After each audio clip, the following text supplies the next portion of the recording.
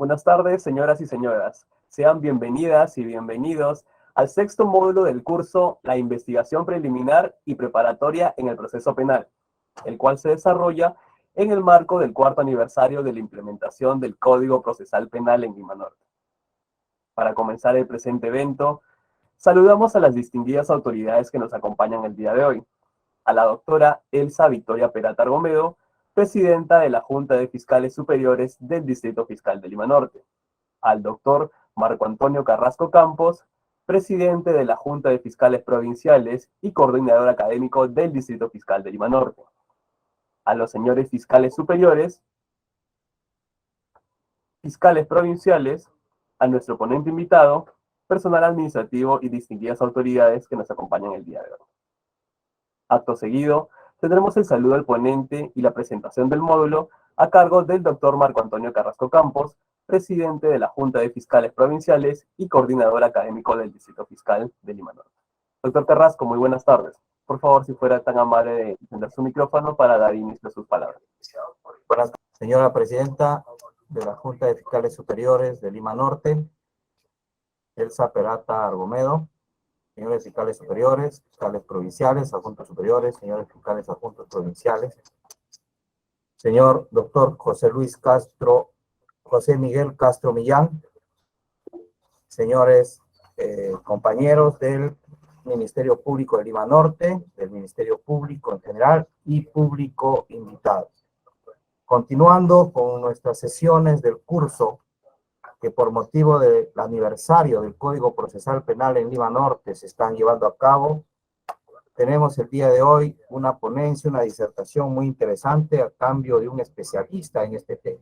El doctor Castro Millán, destacado profesional, ha aceptado participar con nosotros en calidad de ponente en este curso para hablarnos sobre la dimensión de la potestad sancionadora.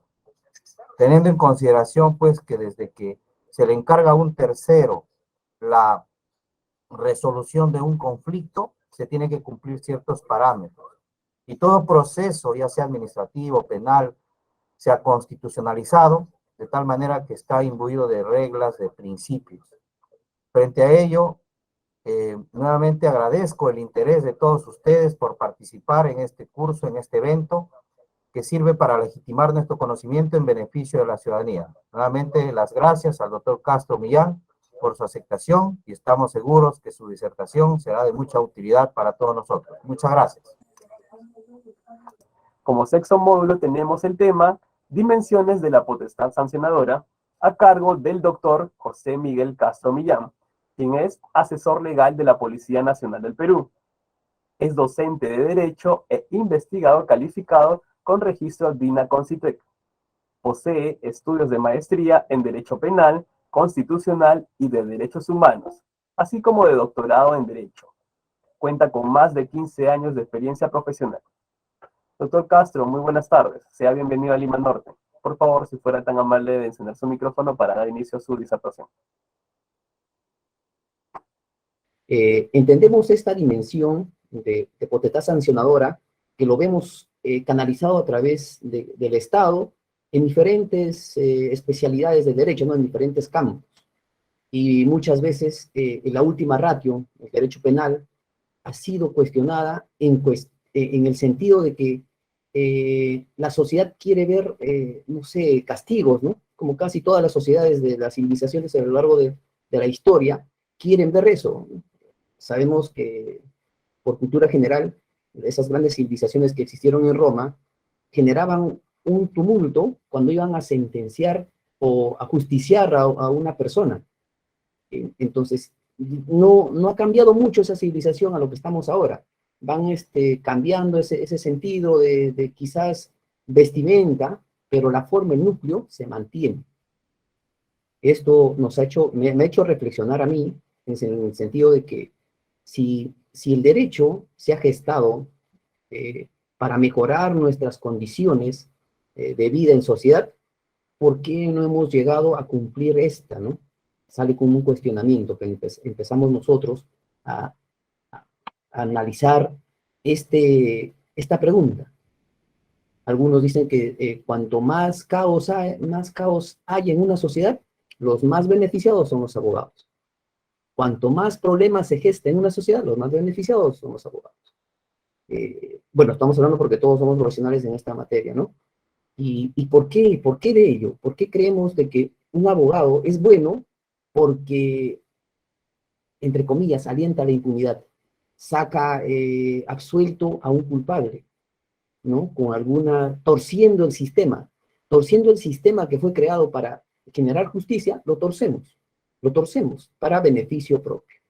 Y a veces la dogma que se va desarrollando, la doctrina que tenemos, va desarrollado por ellos. Y la carga y el peso que tiene el Ministerio Público para poder llevar un caso a los tribunales es bien complicado, porque sabemos que a lo que nos vamos a enfrentar es una norma adjetiva, una norma regla, ¿no?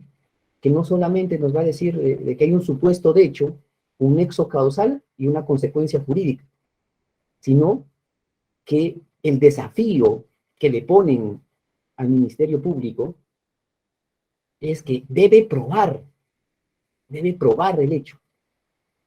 Eso es lo más complicado, porque a ciencia cierta la sociedad ya prejuzga, ¿no? Si es que tiene algunos elementos, ellos ya razonan, buscan esas premisas de la prensa y sacan sus conclusiones, y ellos ya sentenciaron.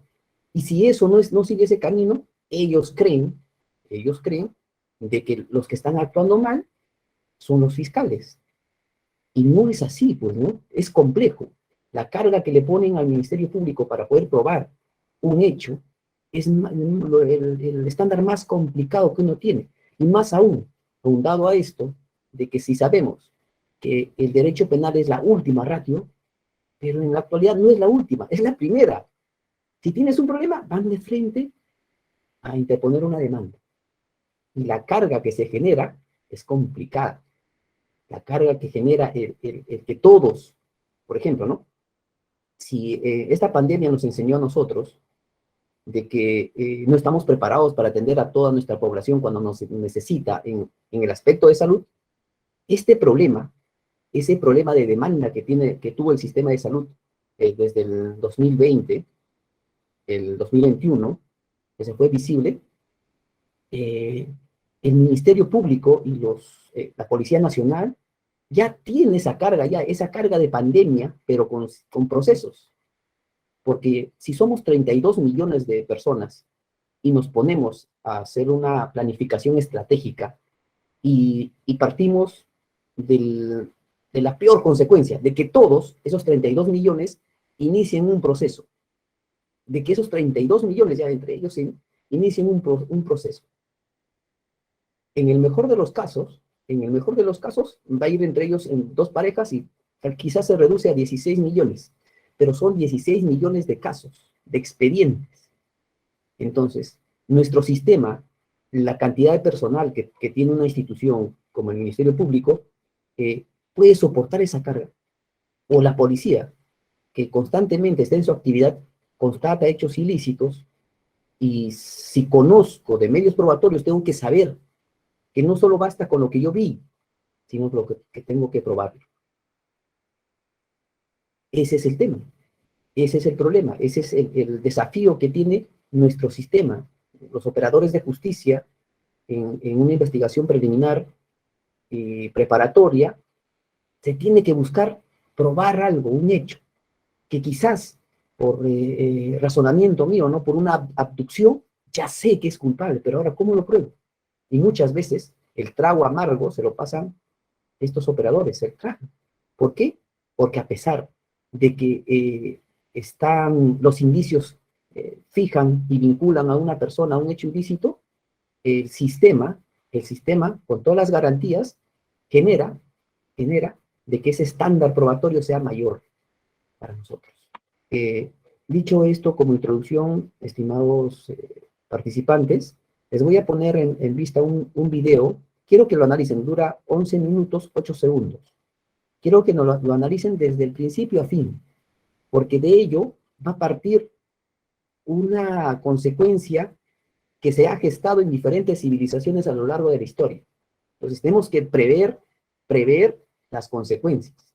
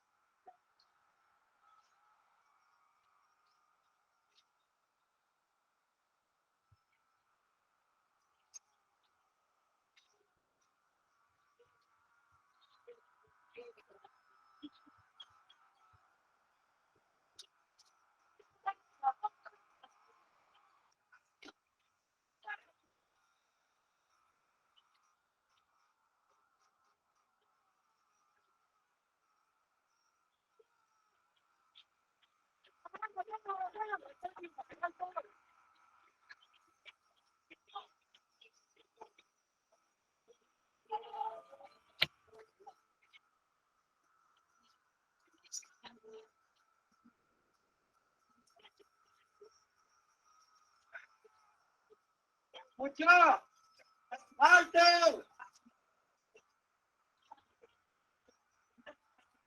¡Alte! ¡No nos vayamos, mucha!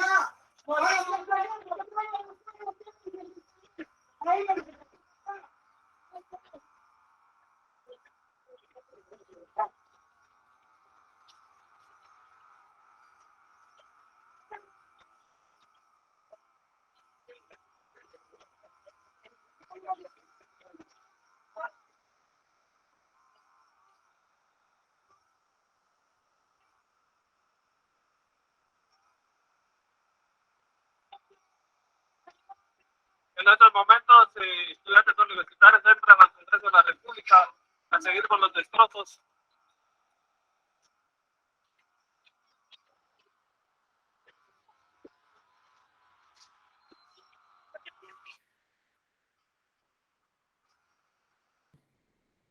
Como vemos, esto sucedió en Guatemala el 22 de noviembre de 2020.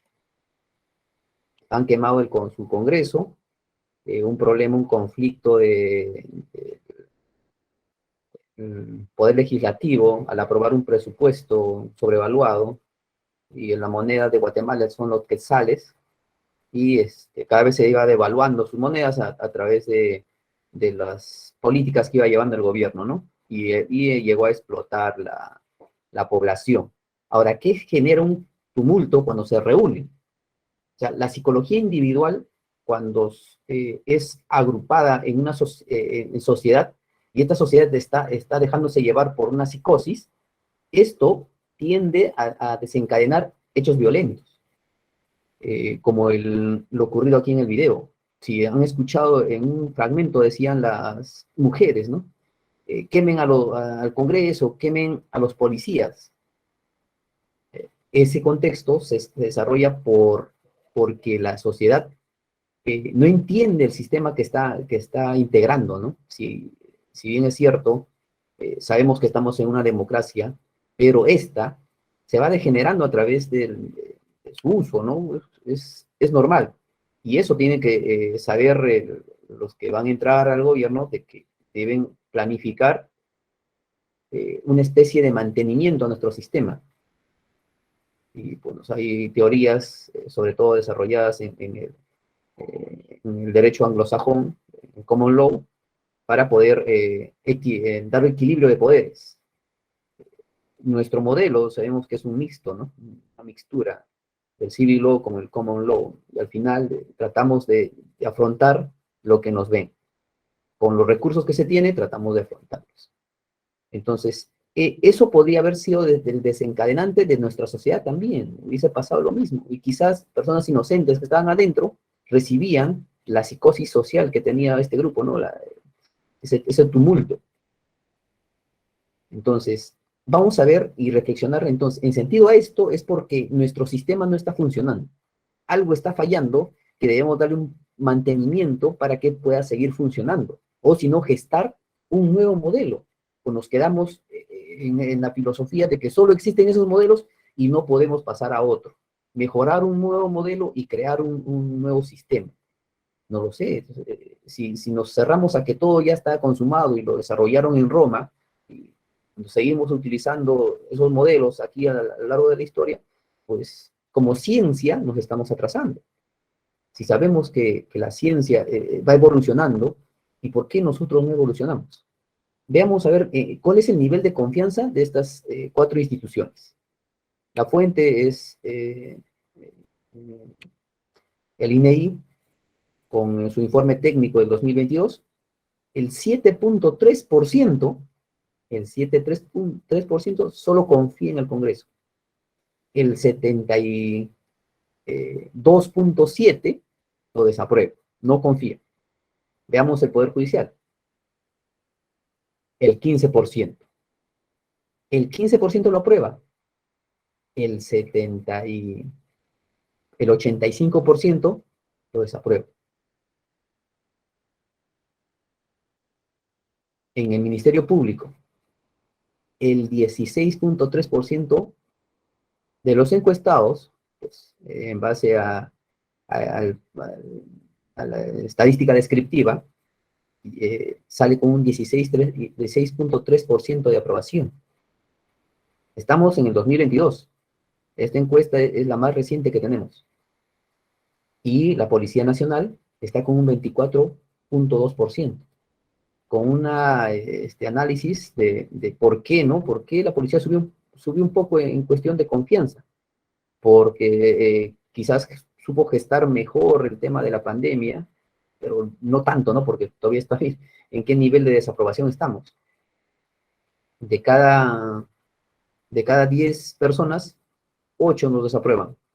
Y así, estamos en ese estándar. Al final voy a compartir las PPTs con ustedes y el enlace para que ustedes confirmen la fuente, está aquí. Solo le dan clic y le va a mandar directo al informe técnico. Entonces, este es el diagrama directamente del informe técnico, y acá están todas las instituciones, ¿no? Acá, como vemos, el Poder Judicial está con 15.7, ya se puso eso.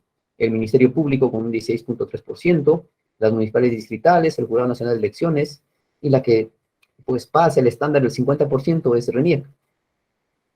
Es la única que pasa ese estándar, pero aún así, mira, el nivel de desaprobación es abismal. Entonces, ¿qué nos está dando de indicio esta encuesta? De que estamos propensos a que haya una alteración social, por cualquier razón que se geste, así sea un pretexto para generarse esta psicosis social que se gesta en psicología social, ¿no? Entonces, evitar eso es cuestión de nosotros al identificar y prevenir, bueno, trabajamos en esa prevención. Ya vimos las instituciones, ahora vemos los sistemas de gobierno central, regional y local. Nuestra sociedad también en un estudio que hicieron en la Pontificia Universidad Católica, en relación a la aprobación o el sistema de gestión pública, la población no conoce. No lo conoce. Y es más, muchos funcionarios tampoco conocen. De que sabemos, si queremos algo, tenemos que haberlo registrado como necesidad un año antes. Y lo que tú pides este año, recién al siguiente viene. Y eso, si es que lo sustentas bien. Si estamos en un sistema, entre comillas, democrático, y tenemos división de poderes, para equilibrar este poder, división de poderes y organismos autónomos, pero ¿en qué sentido eres autónomo? Si cuando te cierran el presupuesto, no puedes hacer nada. O sea, entre comillas, hay organismos autónomos, pero si no tienen presupuesto, no tienen para manejar una cierta autonomía, pues de autónomos solamente queda el nombre. Pues eso nos complica a nosotros para poder gestar proyectos o perspectivas de planificación estratégica a largo plazo, ¿no? También, pues, si es que queremos también gestar un cambio, tenemos que saber que nuestra visión tiene que tener un plazo. Lo dejamos en la frase de desarrollar o ser una institución representativa, ¿no? Con altos estándares de calidad, pero no ponemos un plazo o la fecha de cuándo tu barco va a llegar al puerto. Entonces, eso también nos genera un problema. Nos genera un problema para poder saber qué estrategias o qué planes operativos voy a realizar para llegar a ese plan estratégico.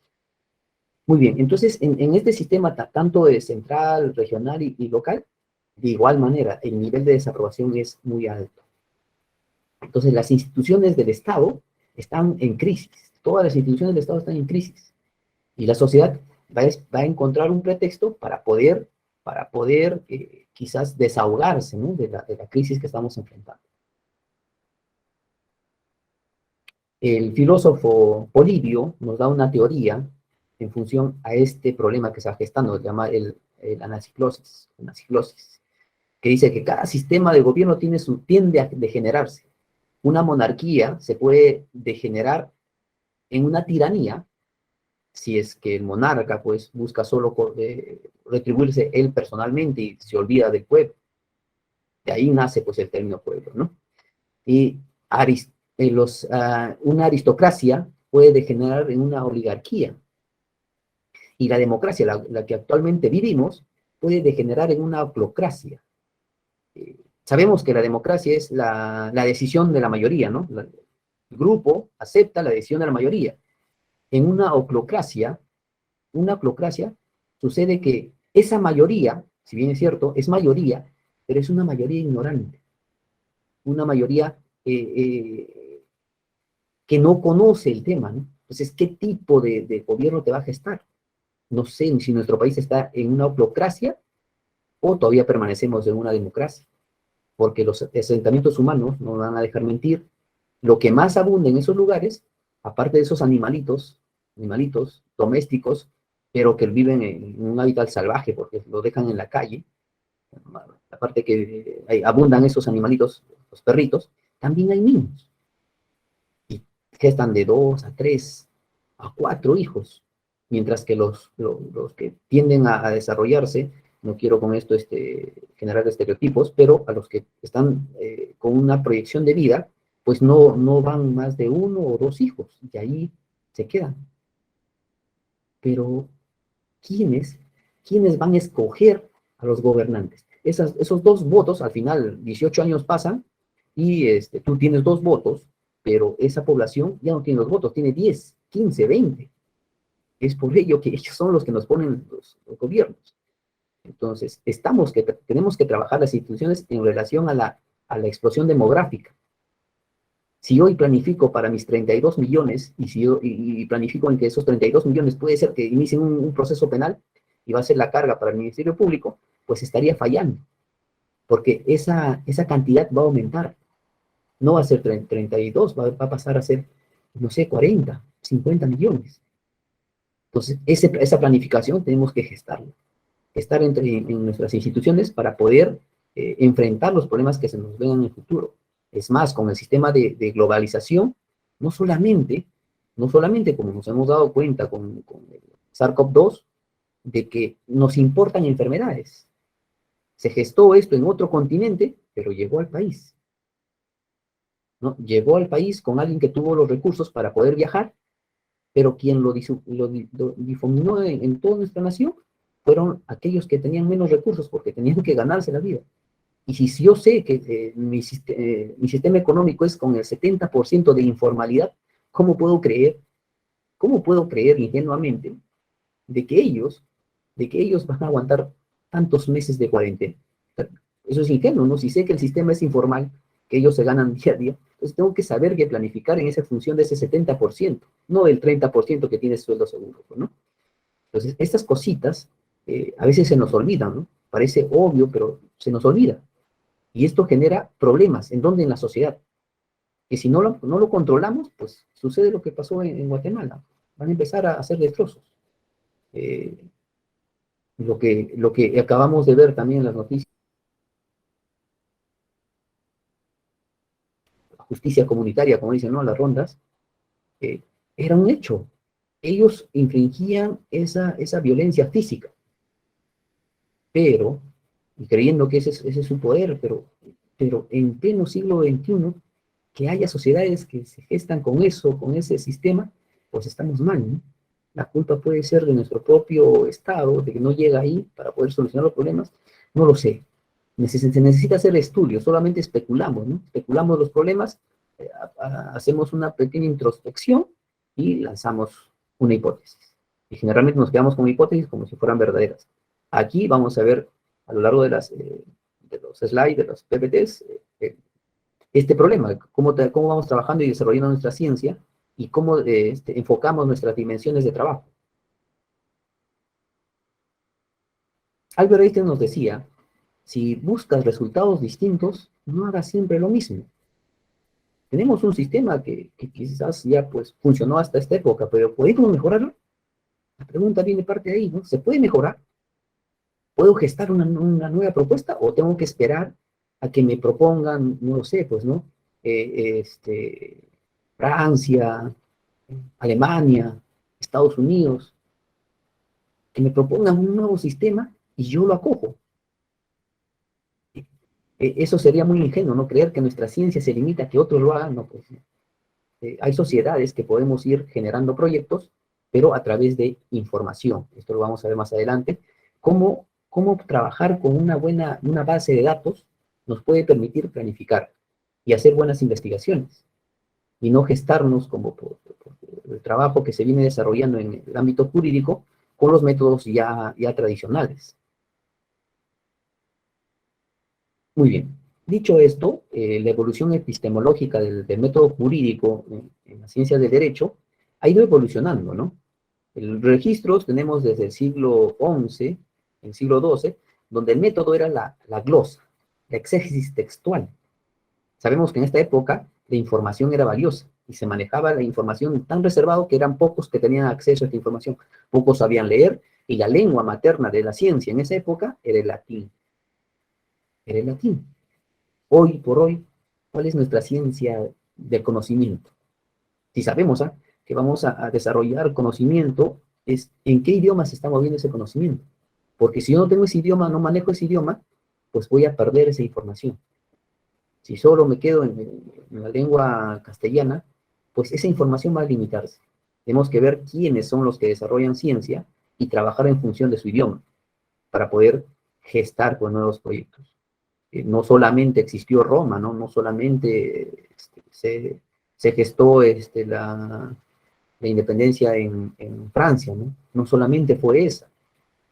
La historia ha generado civilizaciones distintas, pero nos hemos abocado a aquellas que podían llegar hacia nosotros, ¿no? Con la colonización nos hemos abocado a esos sistemas. Y es momento de nosotros como profesionales buscar una nueva perspectiva, ¿no? Un nuevo trabajo, un nuevo enfoque jurídico en función a nuestra sociedad. Porque si no sabemos de que las sociedades trabajan según el nivel de desarrollo, no vamos a poder gestar un sistema para todos. Eso es mentira. No podemos gestar un sistema a nivel nacional si tenemos una sociedad heterogénea. Ahí empieza nuestro error, ¿no? Puede ser que se geste bien en una ciudad desarrollada, pero si este mismo sistema lo llevo a otro sitio, no me va a trabajar. Pero aún así estamos haciendo el esfuerzo de que nos ponen las normas y seguimos avanzando no hay problema. El problema tratamos de solucionarlo en el camino. Esos son los gestos que se van desarrollando. Entonces, luego de la glosa, esta exégesis textual, vino el mons italicus y el mons gallicus, ¿no? Que son escuelas para poder interpretar las normas. Y lo gestaban, pues, según su sistema social en esa época. Después vino el usus modernus pandectum, ¿no? Que iba gestándose una nueva visión de interpretar esa norma que ya conocía. Luego vino el método axiológico, el método sistemático, y hoy por hoy estamos en los métodos sociológicos, empíricos, históricos, positivismo y pues, de un positivismo jurídico.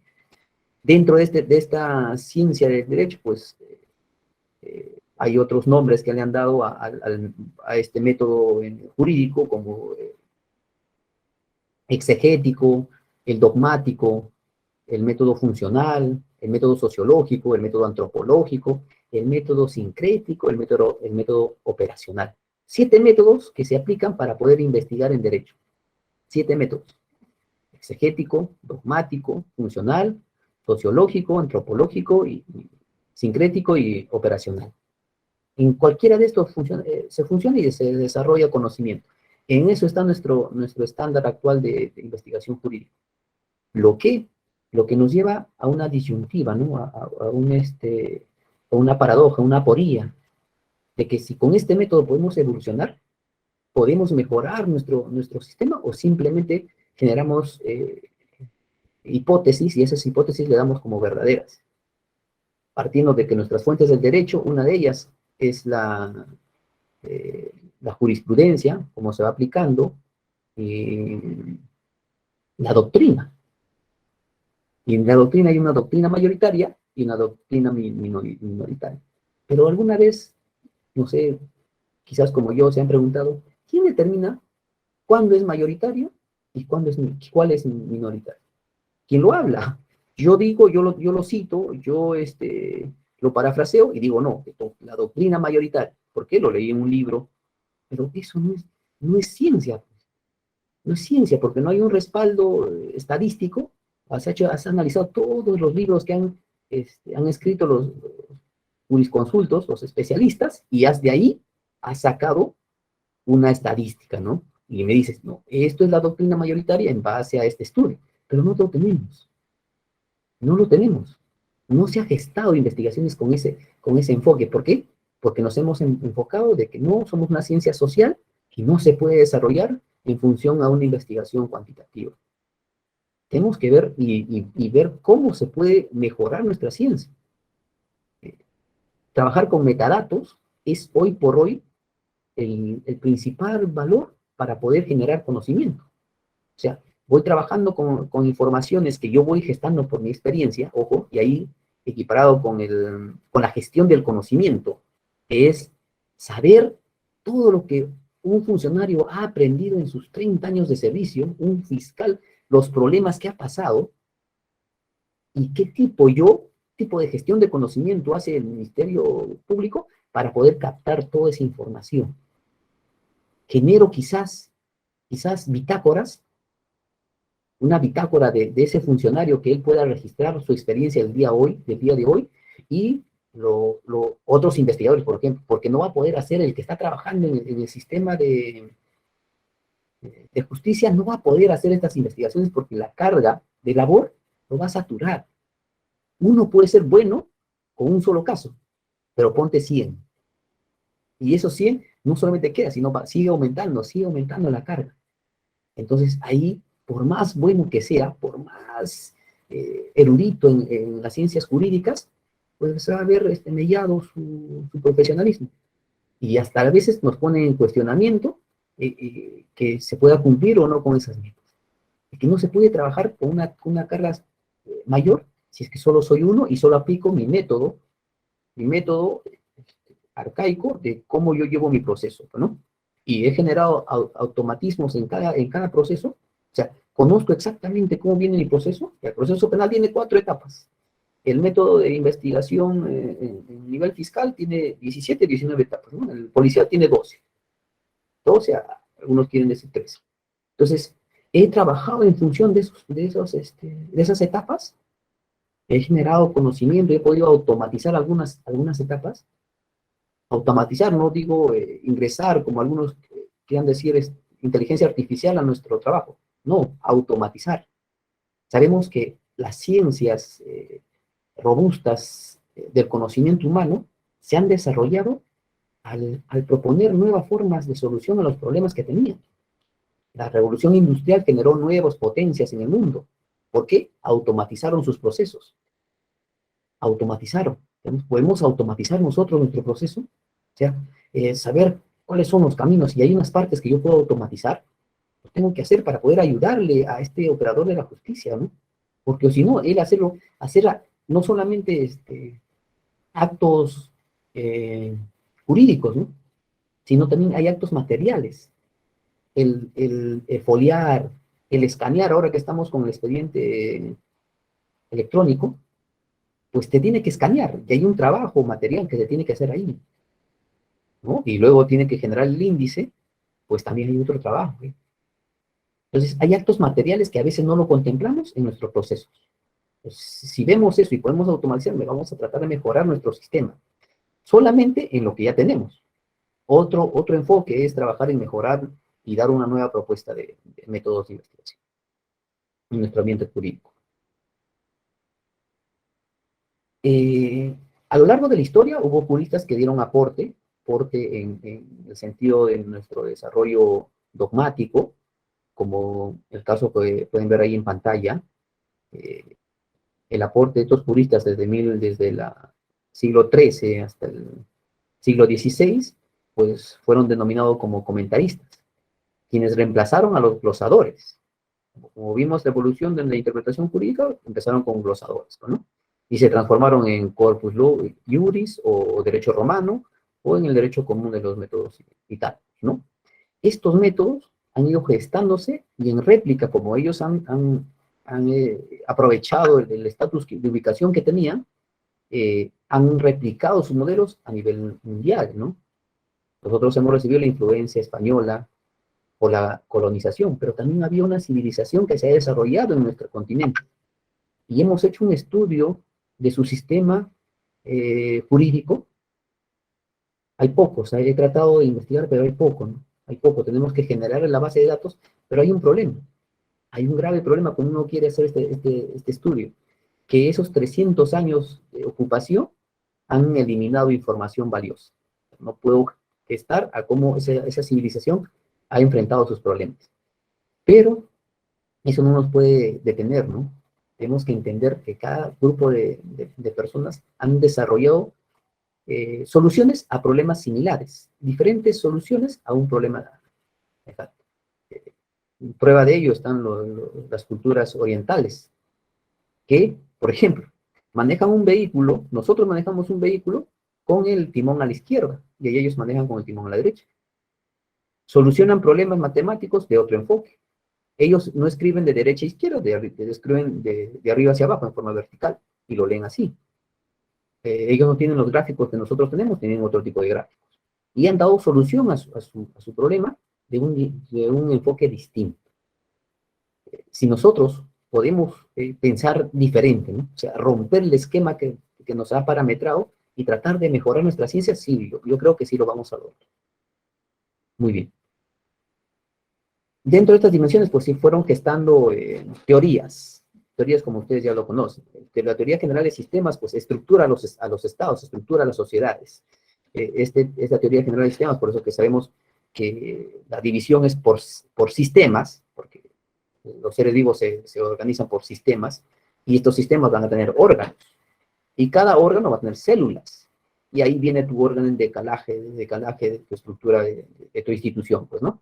Esto, por ejemplo, lo vamos a estudiar, y quien propuso esta teoría general de sistemas fue un biólogo, Carl von Tarlan, y si lo podemos aprovechar y apalancarnos para mejorar nuestras ciencias, se aprovecha.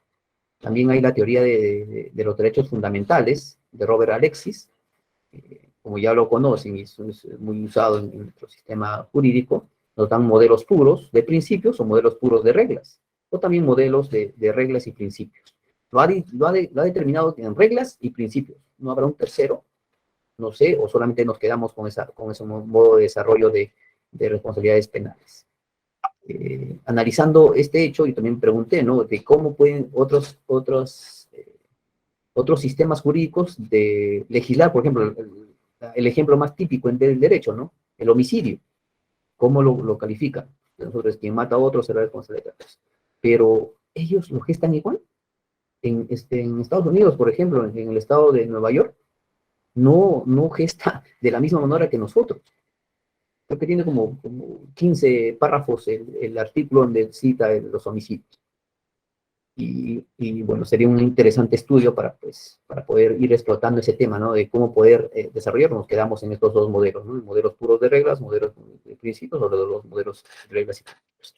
También tenemos la teoría del bien jurídico, ¿no? Un bien jurídico que sabemos que es parte de nuestra arquitectura de responsabilidad penal, es parte de nuestra teoría del iter criminis. Entonces, tenemos que saber de que el bien jurídico, según estos conocedores, parte de dos principios, ¿no? Uno, de sus derechos fundamentales que estén contemplados en la Constitución de toda persona, y también el interés social de ese momento. Así dice que nacen los bienes jurídicos. Nosotros, con el cambio, por ejemplo, de un gran bloque de responsabilidades penales en nuestro Código Penal el año pasado, ha gestado, por ejemplo, no lo sé, alguien se ha preguntado si saqué delitos que estaban en delitos contra la libertad y lo puse en delitos contra la vida, el cuerpo y la salud, ¿habré variado el bien jurídico? ¿Habré generado un nuevo bien jurídico? Y la doctrina, la jurisprudencia que arrastraba este estudio ya me va a servir para poder seguir interpretando. No lo sé, pues quizás las propuestas son así, ¿no? Lanzamos la propuesta, si sale bien, bien, si no viene un nuevo sistema, lo modifica y continuamos. ¿Y quién recibe la carga? ¿Quién recibe la carga de poder leer, entender y buscar responsabilidad? El Ministerio Público. O sea, ese peso lo cargan, o sea, la negligencia quizás del legislador lo va a asumir el Ministerio Público. Ya llevo un caso, estoy seguro, sí, se subsume al hecho. Está bien subsumido, ¿no? Ya, estoy con la calificación exacta. Tengo los medios probatorios suficientes. Llego, y cuando me empiezan a rebatir los argumentos en un juicio oral, no llega a determinar la responsabilidad. Entonces me gesta esa imagen a quién. O sea, el legislador quizás normó mal estableció mal esa norma. ¿Quién lo asume? El Ministerio Público. Bueno, estos son los problemas que se van gestando en nuestro sistema, ¿no? Tenemos que saber y prevenir. Muy bien, luego viene la teoría de las causas de la acción. Ponentes como Klaus Roxin, Zaffaroni o Wenzel nos dicen que la conciencia de la acción y sus consecuencias nos dan los elementos de conciencia y voluntad, ¿no? Y se trabaja en las subcategorías de teoría causal, la teoría final y la teoría social. Esa es la teoría causal de la acción. Para poder encontrar responsabilidades penales, son lo que nos ha proporcionado, pues, estos jurisconsultos de tal reputación, pues, ¿no?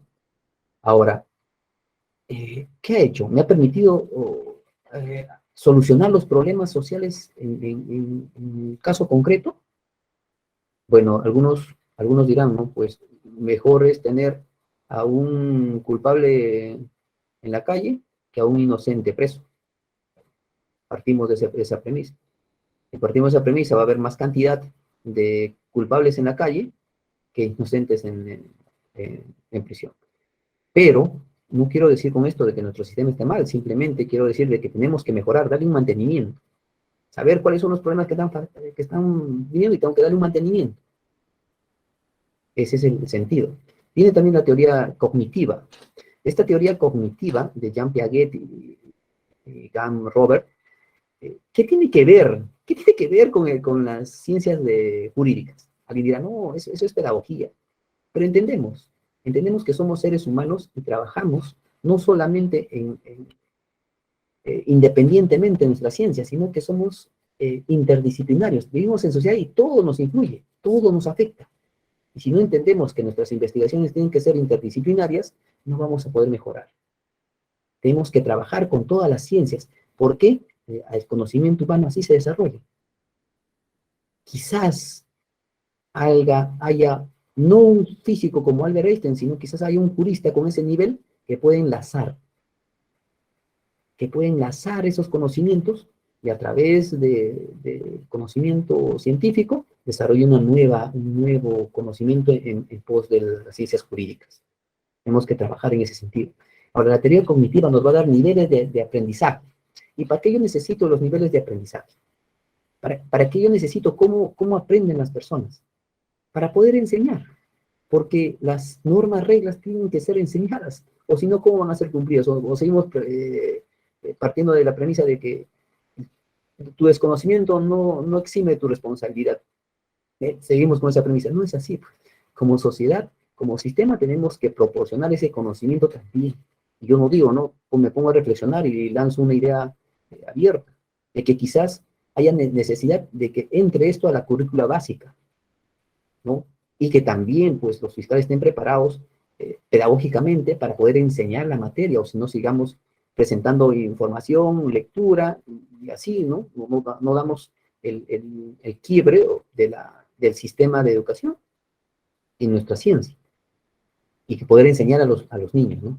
Yo sé que Imagen va trabajando en videos cortos, trabajos sociales, sí, pero tenemos que entrar un poquito más allá. Ya no es función de nosotros, ¿no? Yo sé que eso no es función del Ministerio Público, la Policía Nacional, el Poder Judicial, no, esa es función del gobierno central. Pero también alguien tiene que hacerle llegar. Si nadie le dice nada y todos estamos callados, y quizás esa idea está en mi cabeza, o quizás algunos de ustedes ya habían nacido esa idea, pero si no lo logras desarrollar, se va a quedar solamente como idea. Tenemos que ir un poquito más allá. Luego viene la teoría volitiva, eso ya es bien conocida por Klaus Roxin, ¿Dónde nos va? Pues diferentes grados del dolo, ¿no? Dolo de primer grado, dolo de segundo grado, dolo de tercer grado. Ahora, se han preguntado representarse de las consecuencias, ¿cómo yo puedo probar una representación interna, de un fuero interno? Es un poco más complicado, ¿no? Esa teoría me gesta un problema un poquito más allá, yo poder gestar y saber que él se ha representado algo, ¿no? Eso ya es algo subjetivo, ¿no? Dentro de él. Pero nos va gestando, ¿no? Nos va gestando esos problemas. Viene la teoría de la retribución. Ahí vamos que limitar la pena a la misma gravedad de la ofrenda, no más, ¿no? O saber de que mis penas van a tener una cierta consecuencia para que pues, ese reproche sea efectivo para la sociedad. No sé si lo logramos, no sé si nuestros sistemas somos tan excelentes, hace un buen trabajo el Ministerio Público, hace un buen trabajo la Policía Nacional, sus etapas que le corresponden, formidable, un fiscal formidable argumenta en juicio y logra una sentencia. ¿Y luego qué viene? El cumplimiento, la ejecución de esa sentencia. Y para que este individuo se resocialice y vuelva a la sociedad, ¿no? Porque pena de muerte no la podemos ejecutar. Pero se logra esa misión. Escuchamos a representantes de esos sectores, a la cabeza de esos sectores, de que se ponen a hablar otra materia y sus problemas no los solucionan. Sus problemas de demandar a todos, como dije, pues no, la última ratio no es la última ratio, es la primera ratio, ¿no? El derecho penal no es el último de los casos, sino es el primero. Recurren y nos vamos primero a denunciarlo, ¿no? O sea, que me voy a la fiscalía, no, voy a la comisaría a denunciar tales hechos. Entonces, esto genera un gran problema. Ahora, la autonomía que puedo gestar, o sea, si me voy al common law, al derecho anglosajón, si es que le puedo dar un cierto grado de autonomía al fiscal para trabajar, porque en el derecho anglosajón representa al pueblo, ¿no? Representa a la sociedad, el Ministerio Público, por eso es Ministerio Público. Y darles ese poder de que no todo sea las condenas, pena privativa de libertad, sino también apliquemos otros medios que se puede gestar en nuestra sociedad. Pero el problema es la calidad de personas que tenemos. Puede venir cualquier sistema perfecto que ha cumplido todos los estándares de calidad, pero si la persona es mala, si la persona no tiene esos valores, esos principios innatos, no va a tener buen fruto. Simplemente va a haber el camino para seguir con su modus operandi, ¿no? En cualquier sistema, en cualquier institución. Va a seguir con el sistema. Si le cambies, él sigue siendo él.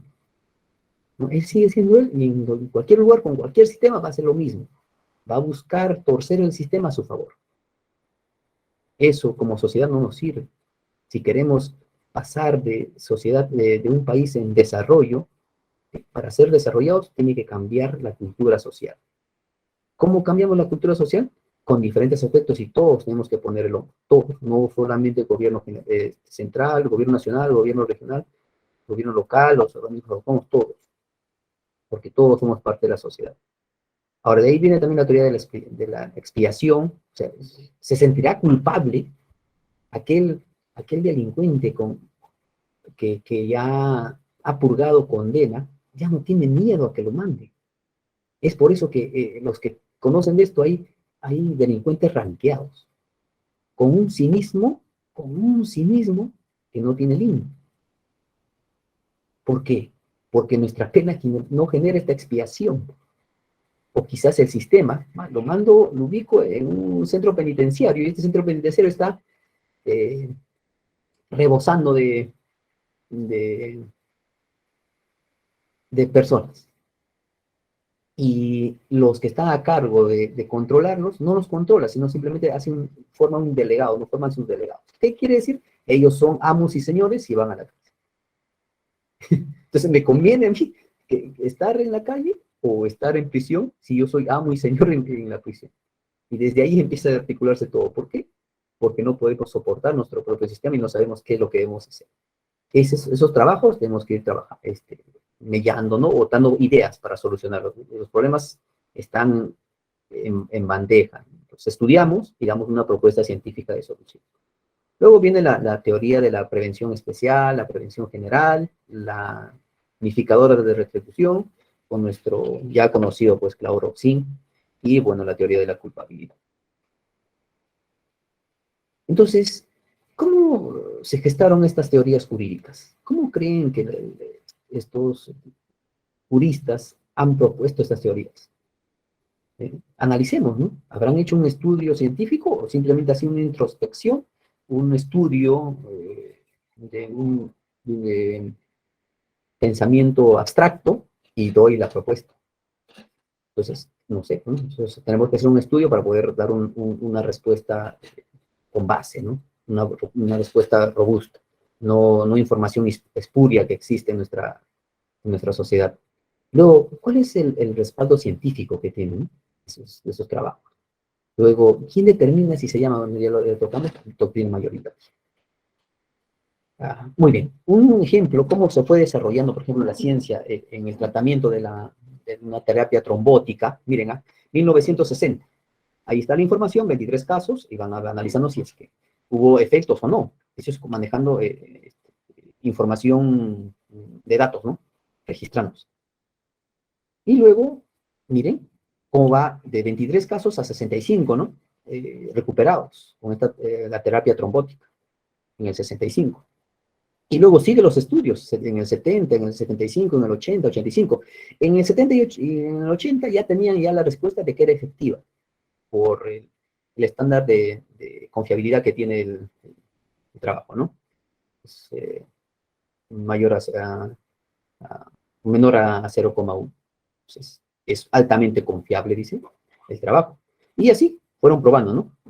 Ya no solamente de una décima sino de una centésima de confiabilidad, sino ya una milésima a una de mayor confiabilidad, ¿no? En 90.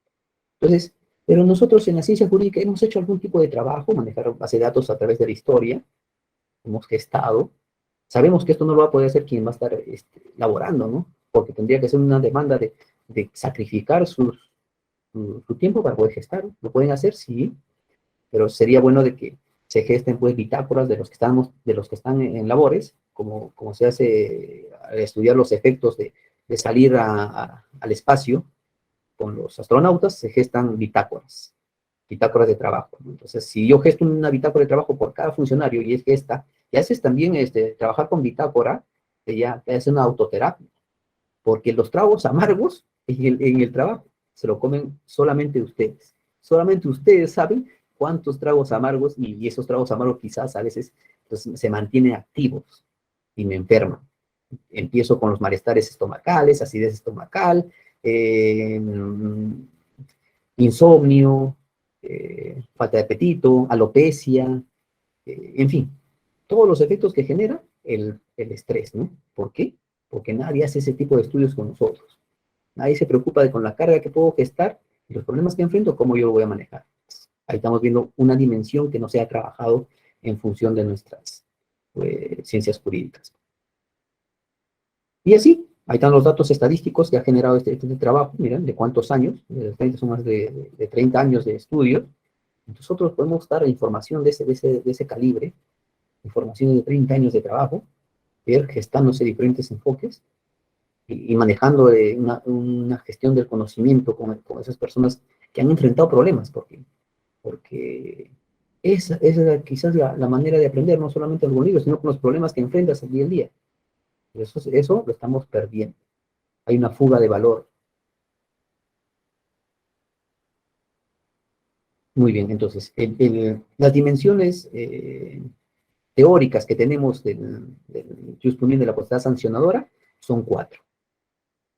Pero en sí, estudiando el estudio normativo, ¿no? que he hecho, ¿no? que la estructura que ha tenido las normas.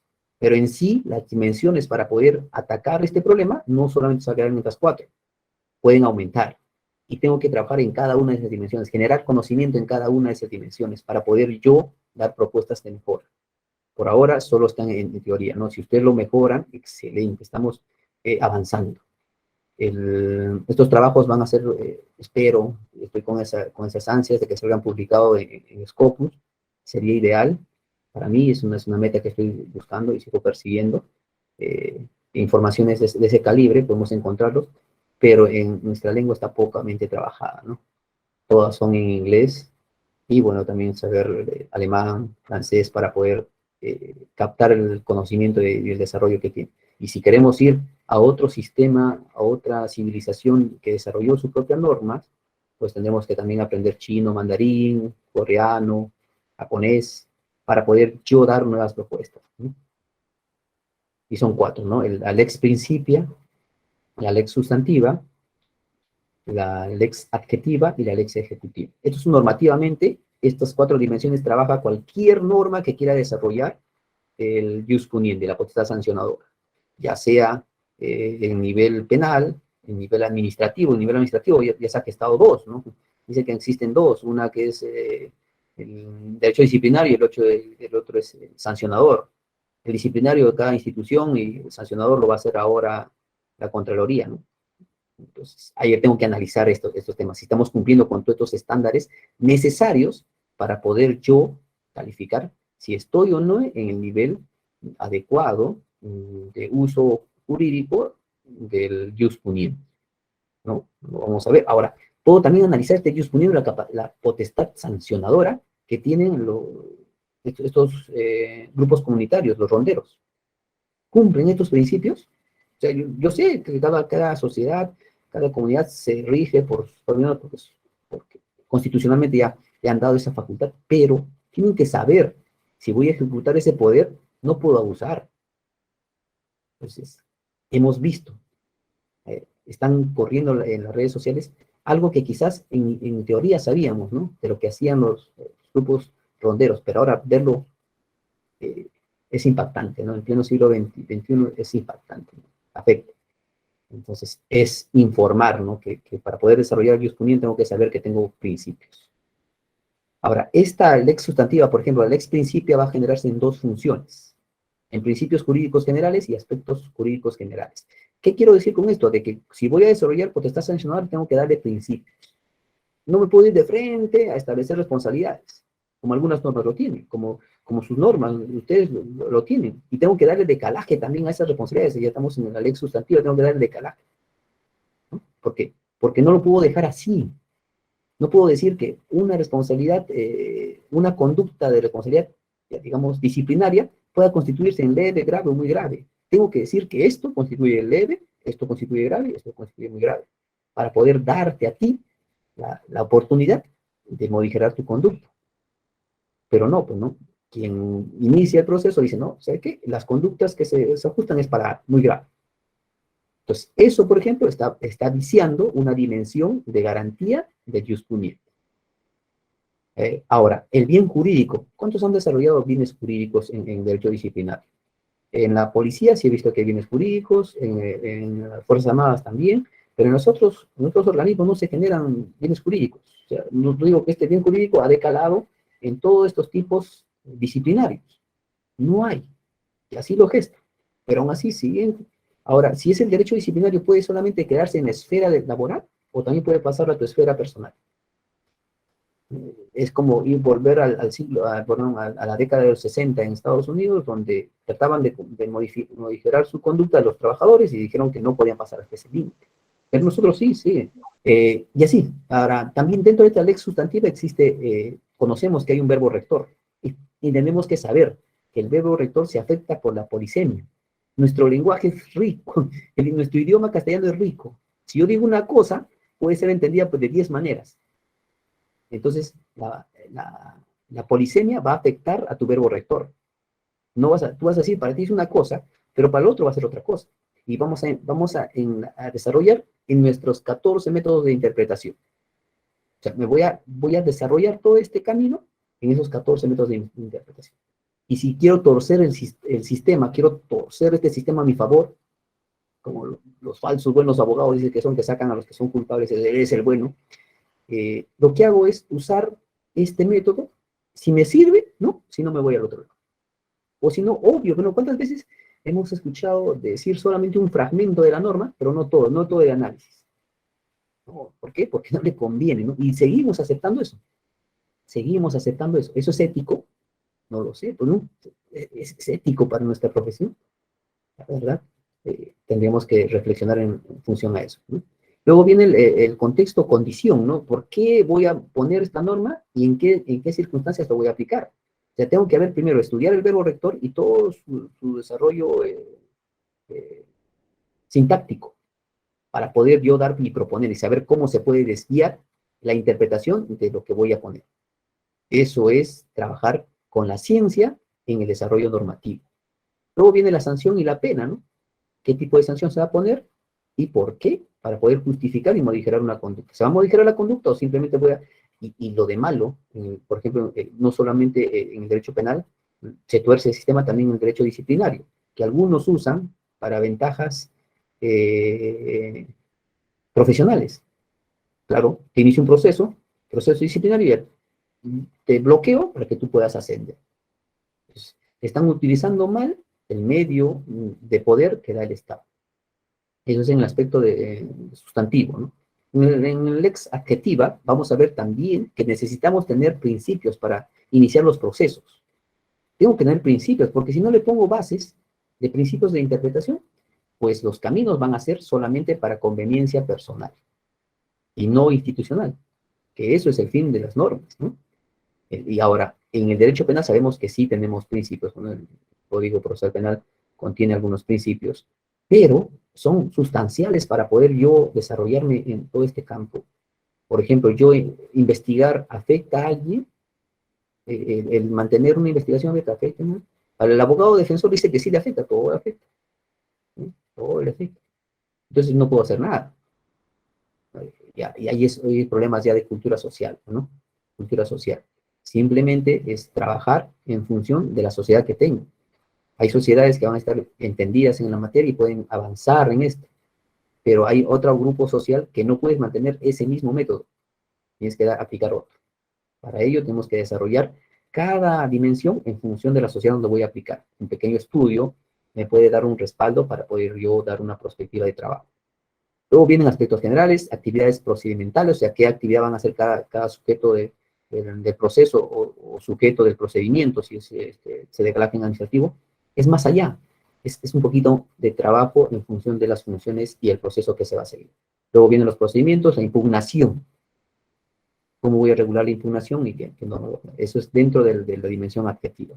Y la dimensión ejecutiva, vamos a ver, también tenemos que generar principios para poder yo garantizar la ejecución adecuada, ¿no? Luego viene la ejecución de esa sanción, se va a hacer reparadora, tengo que ver esa función. Y luego la reincorporación. Y hacer un seguimiento de reincorporación, ¿no? No dejarlo así, ya se fue, ya me liberé. Tiene que haber un seguimiento.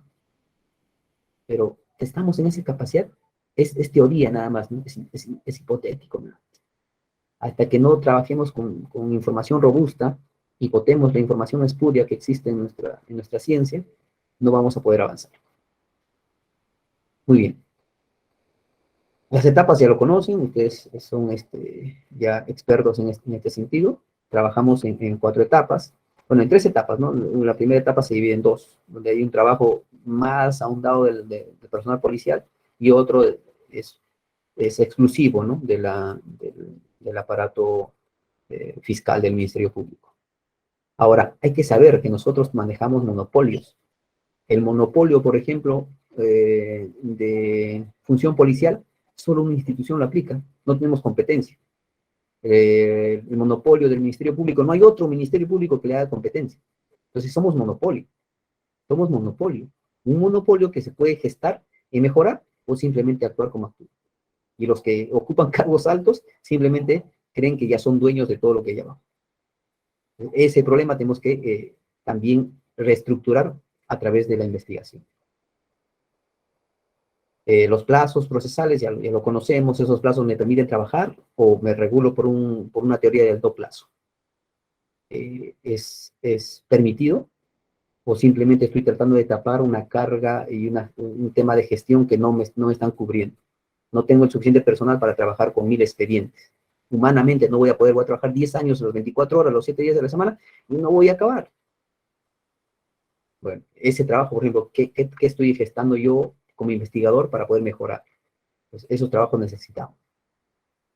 Ahora, si voy a gestar información, también voy a demandar tiempo. ¿Y me vas a dar más trabajo? Quizás alguien pueda decir eso, ¿no? ¿Me vas a dar más trabajo? ¿No? Se trata de mejorarlo, ¿no? Y ver cómo se puede trabajar. Si puedes tú solamente narrar y a través de un proceso cualitativo, yo proceso lo que tú ya has dicho, se trabaja en texto, se pasa a texto lo que tú elaboras en tu bitácora y luego a través de un programa de análisis y cruce de información puedo ir elaborando un trabajo, una estadística. Eso sí se puede hacer, ¿no? Es cuestión de que se trabajen proyectos.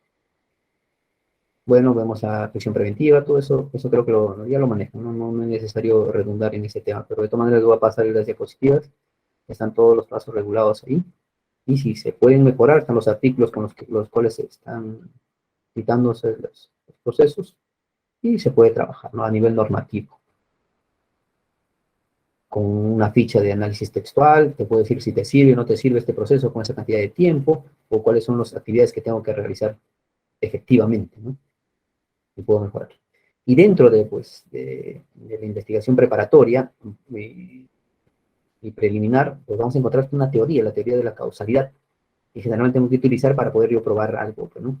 Dentro de esta teoría de causalidad vamos a encontrar otras teorías, como la teoría de la equivalencia de condiciones, la teoría de individualizadas, la teoría de la adecuación, la teoría de la causalidad adecuada, causalidad relevante, de la prohibición de regreso y del nexo causal.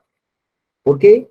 Porque ya está implantado en nuestra doctrina y tenemos que ir conociendo estas teorías. Si no lo conozco, pues voy a tener un arma en contra, porque el abogado de la defensa lo va a aplicar, ¿no? Y quizás me perjudique si es que el juez acoge esas teorías. Y bueno, dentro de los tipos de causalidad vamos a encontrar una causalidad alternativa, cumulativa, cursos causales atípicos, causalidad hipotética, casos de causalidad interrumpida o rota, la causalidad adelantada, la interpretación en un proceso causal puesto en marcha, ¿no? Vamos a ver cada uno con un ejemplo, si me puedo dejar entender. Por ejemplo, en la causalidad alternativa, bueno, hay varias condiciones independientes que actúan conjuntamente. Son independientes y actúan conjuntamente, siendo que cada una de ellas es suficiente para la producción de un resultado. Todas ellas son efectivas al mismo tiempo para el resultado. Acá damos un ejemplo. Por ejemplo, A y B le dan de manera independiente entre sí, ¿no? De manera independiente entre sí, una dosis de veneno que actúa mortalmente al mismo tiempo. Acá vemos una causalidad alternativa en estos dos objetos A y B. En la causalidad cumulativa, vamos a ver, en este caso son varias condiciones establecidas de manera independiente, ¿no? No actúan así al mismo tiempo como en el caso anterior, por un medio de una acción conjunta. Ahí está el ejemplo. A y B dan de manera independiente entre sí un veneno a C. O sea, cada uno lo quiere muerto. Y cada quien compra su veneno y le da. Acá vemos una causalidad cumulativa. No, ahora, ¿quién causó la muerte? Si los dos tenían la misma intención, ¿quién causó la muerte? No, acá vamos a ver, trabajar en la causalidad cumulativa. Los dos tuvieron la misma intención y pues trabajaremos en la función de los dos, ¿no? Porque pueden hacer un abogado de defensa y decir, ¿sabe qué? No, imputación objetiva, ¿no? ¿A qué nivel ha llegado a la responsabilidad de mi patrocinado? Y nos va a gestar a nosotros, pues, tratar de refutar esos argumentos dentro del proceso. Cursos de la causalidad típica, se produce un resultado por una causa que se adjunta a la acción, ¿no? Es distinta la acción, pero también genera la consecuencia. Por ejemplo, A lesiona a B. El médico C, que atiende a B, que está lesionado por culpa de A, comete un error médico. Es la mala praxis, por el cual B muere. Entonces, ¿a quién voy a establecer responsabilidad? ¿Me voy solamente en el médico o a quien que generó lesiones? No. Genero responsabilidades independientes, ¿no? A sujetos a cada uno quien su responsabilidad.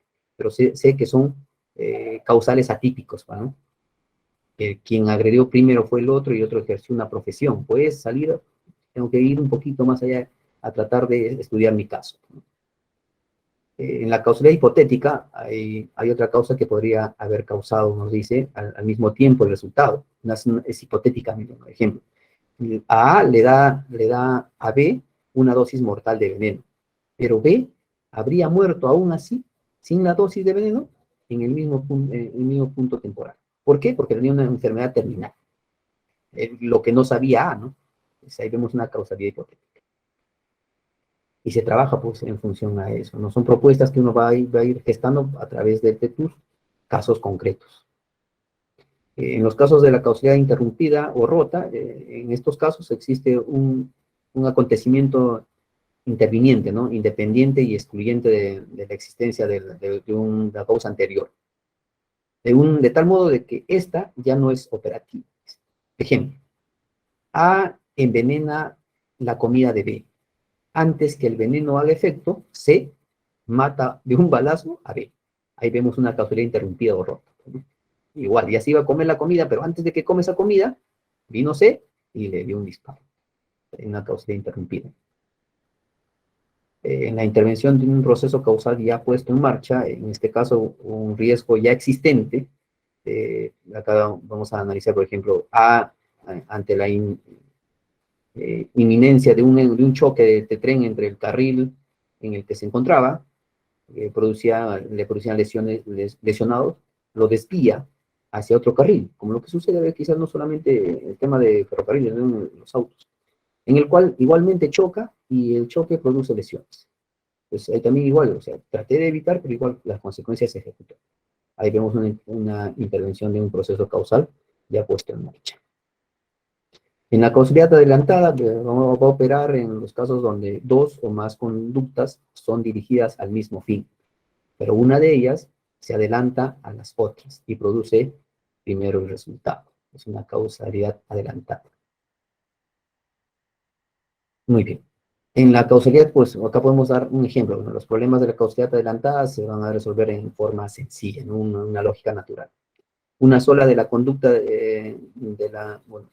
una sola de la conducta desplegada se produjo el resultado de una forma tal que aquellas hayan sido casi la ocasión de la irreverente consecuencia del acto ya realizado, ¿no? Y de la misma manera, de la misma magnitud, una causalidad adelantada. Y la antijuricidad, pues esto ya creo que lo conocen ya de antemano, es un atributo de un determinado comportamiento humano, donde indica que esa conducta es contraria a las exigencias del ordenamiento jurídico. La antijuricidad, pues ya esto está repitiéndose, y en fin. Con esta frase, bueno, ya voy a dar por concluido mi ponencia y voy a estar abierto a las preguntas que pueda dar el auditorio y decirles, bueno, la constancia es la virtud donde todas otras virtudes dan fruto. Si tú eres constante en tu estudio, pues el fruto lo va a dar los años. Doctor Castro, tenemos algunas preguntas que la audiencia nos va a hacer llegar y me gustaría, por favor, contar con su apoyo para que usted pueda resolverlas. Usted nombró, si bien es cierto, ya tenemos cierta bibliografía, pero usted nombró que el proceso, que toda investigación, al menos desde el enfoque del Ministerio Público, debe pasar por 12 pasos.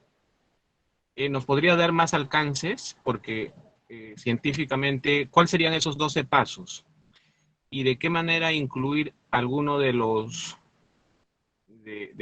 pasos en la investigación, como por ejemplo, escanear copias y todos estos elementos que van sumando para considerar un plazo en la investigación? ¿De qué manera, al identificarlos, coadyuvamos a hacer una buena investigación? Esas dos preguntas, por favor. Gracias. El tema de propuesta con relación a los métodos que aplica la policía, que su método científico de investigación son en 12 pasos. El Ministerio ha desarrollado, creo, 17 pasos en su investigación. Lo que yo he propuesto es analizar los procesos individualmente por cada caso y, por ejemplo, ¿no? Conocimiento del hecho. El conocimiento del hecho, sé que ya se ha trabajado algunos aplicativos para poder recibir la denuncia, y de mismas hemos trabajado, por ejemplo, en estas plataformas para tomar manifestaciones. Conocimiento del hecho. Pero ¿se puede gestar, automatizar algo en ese sistema? Entonces, necesito necesariamente el recurso humano, que es escaso en el sector público, para poder yo automatizar este proceso, o para la toma de declaración, es necesario que por ejemplo, el auxiliar que está apoyando al fiscal conozca o ya tenga las pautas de las preguntas que va a realizar, o las preguntas nacen en función del interrogatorio, ¿no? En función de la entrevista que está realizando el fiscal. Entonces, ¿quién sería el titular ahí, no? Entonces, yo tengo que analizar cada etapa de mi proceso en función de mis pasos que estoy generando, ¿no? Dentro de esos pasos, por ejemplo, la policía busca, luego del conocimiento de hecho, una comprobación, ¿no? Tengo que saber de que va a ser un recorrido con la misma persona para poder buscar medios de prueba, ¿no? Medios de prueba documentales, videos. Pues estos caminos puedo yo generar una automatización, o quizás al generar la documentación que tenemos un sistema, entre comillas, vamos a cobrar un aniversario más del nuevo Código Procesal Penal, pero necesariamente tengo que presentar escritos. O sea, necesariamente tengo que llevar documentación. Entonces, estamos en sí en un proceso oral, y luego lo oral va a tener el sustento de una sentencia. En el mismo caso, no, le doy cabida al juez para que él emita su sentencia en el tiempo determinado por ley. Pero eso genera una traba en tu proceso, una demora, que no va a ser solamente esa sentencia, sino va a venir otras. La carga que se genera en el sistema público es como ha recibido la salud en la pandemia. Entonces tenemos que proponer de esta manera de que el presupuesto debe manejarse en función de eso. Por ejemplo, ya cuando yo estoy haciendo la calificación, el fiscal va a empezar a hacer la calificación, porque también el policía hace un cierto grado de calificación en la flagrancia, porque si omitimos de que él no hace calificación, pues omitimos de que él hace detenciones en flagrancia. Entonces tenemos que saber que también va a ser un proceso. Entonces yo puedo generar, por ejemplo, quiero ir a hacer un proceso de subsunción, ¿no? De un hecho a un tipo penal. Entonces, al hacer ese proceso tengo que estudiar normas. Puedo automatizar este estudio. En los 70, para procesar información, yo usaba personal. Cuando crearon la computadora, este personal era innecesario, tenía que cubrir otro espacio. Entonces yo puedo automatizar ese proceso, digamos, quizás de manejar jurisprudencia para poder yo motivar mis disposiciones fiscales utilizando esta automatización. No digo inteligencia artificial, no digo de que generarle un algoritmo al programa para que piense por sí mismo, no. Simplemente quiero darle pautas de que me cruce tal vez, como lo que yo hago cuando abro un documento en PDF o en Word, un control V, un control F, y busco las palabras. Entonces, genero un algoritmo en esto, y yo puedo gestar y ahorrarme un trabajo humano que yo puedo generar. O en la manera de, por ejemplo, foliar a mano con letras y números genera un trabajo material que demanda, si el expediente es robusto de 1000, 2000, pues no lo vas a acabar en un día.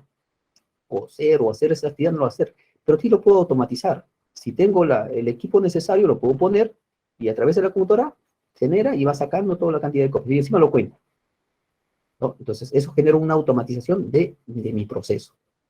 Pero esto es a través de estudios, es una propuesta, doctor. Gracias. Con esto damos por concluido el evento de hoy y nos vemos hasta la próxima oportunidad. Que tengan muy buenas noches.